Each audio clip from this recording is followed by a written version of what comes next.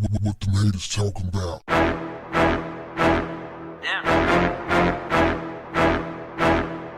What's up, family? Surveillance video shows the moment a fedora-wearing Wild West pistol-packing career criminal ran up in a jewelry store in New York and made off with $3.4 million.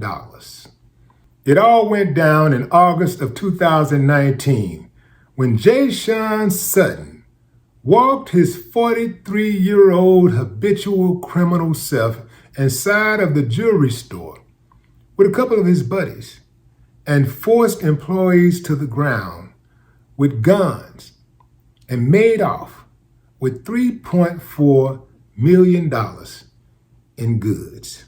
It's important to note, though the $3.4 million is not a perfect measure for the seriousness of the crime, it is a proxy for the audacity of the crime in the public consciousness, especially when you consider that dude has multiple stints in the penitentiary for drug and weapons charges. And get this, fam, you're gonna love this. This guy was just released from state parole 10 days before he committed the robbery. Let me explain something to you, fam. Well, first of all, let me talk about these co-defendants. Well, Pedro Davila, 30 years old, and an unnamed suspect was his accomplices. Now, allegedly. Now, let me say this, fam. Some people who go to jail, who gets caught up a lot in the justice system, I ain't gonna say justice, but the judicial system, they have to be supervised.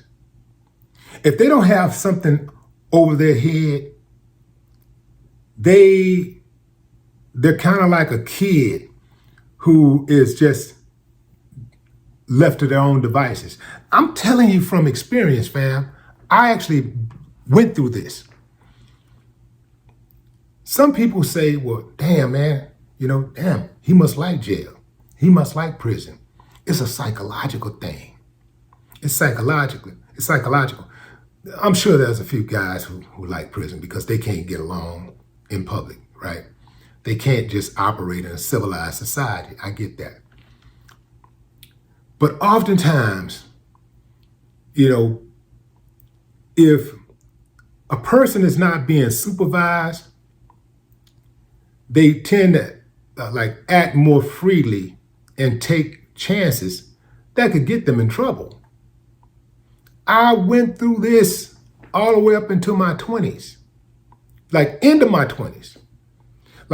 It seemed like I always had to be on some type of paper to act right. And till I caught my snap. See, what happened a lot of times is when you are not on paper, you feel more free. You're doing your thing, you're moving around, you don't have anything hanging over you. So you don't have an automatic 10 years hanging over your head if you get caught up, right? You don't have an automatic 5 years or 20 years, whatever it is, hanging over your head, because if you're already on paper and you get in a jam, it's gonna be really bad. And you're gonna automatically have to do some type of time in almost every situation, right? Unless you got a little favoritism, like nepotism, something like that going on. But in most cases, they're gonna punish you, right? But once you get a clean slate, it's like, okay, I'm free to take a chance again. I'm free to go out there and do something. And that's what happens. That's the mentality. So I just started moving like I was on paper. It's psychological. I just started in my head saying to myself, okay, I'm on probation, man. I'm on probation. And if you really think about it, we're all on probation all the time. We're all on parole all the time. Because you can be a first-time offender and they'll stick it to you. I know people who did something for the first time, and they could not believe that they got 20 years for a nonviolent offense. They couldn't believe it. Had never been in trouble. Got 20 years, 10 years, 6 years, 7 years.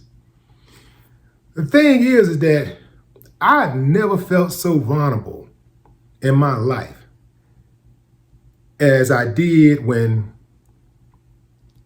I was sitting in the courtroom and I had my future, my fate was in the hands of these people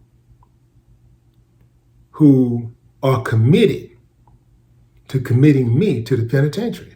Like, I'm walking into this courtroom and I'm hoping and praying for favor and mercy from people who was hired to not show me favor and mercy.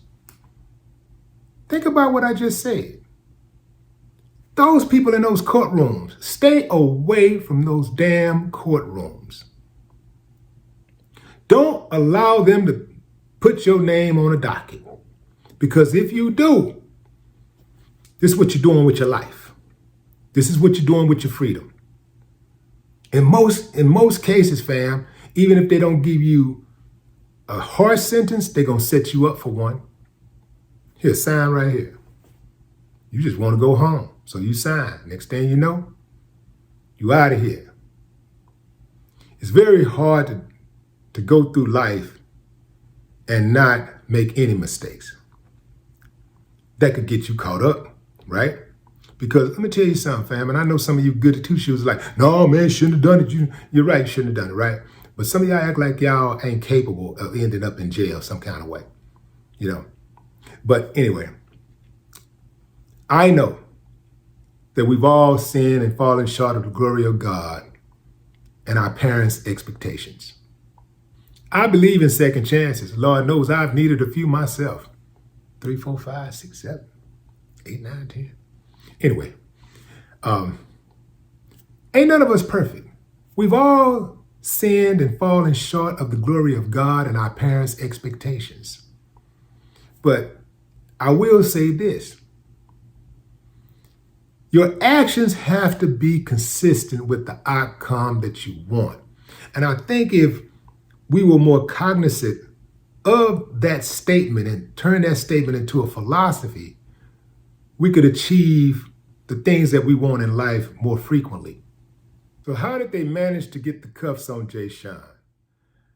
Reportedly, they apprehended Jay Sean in North Carolina where he fled after the robbery.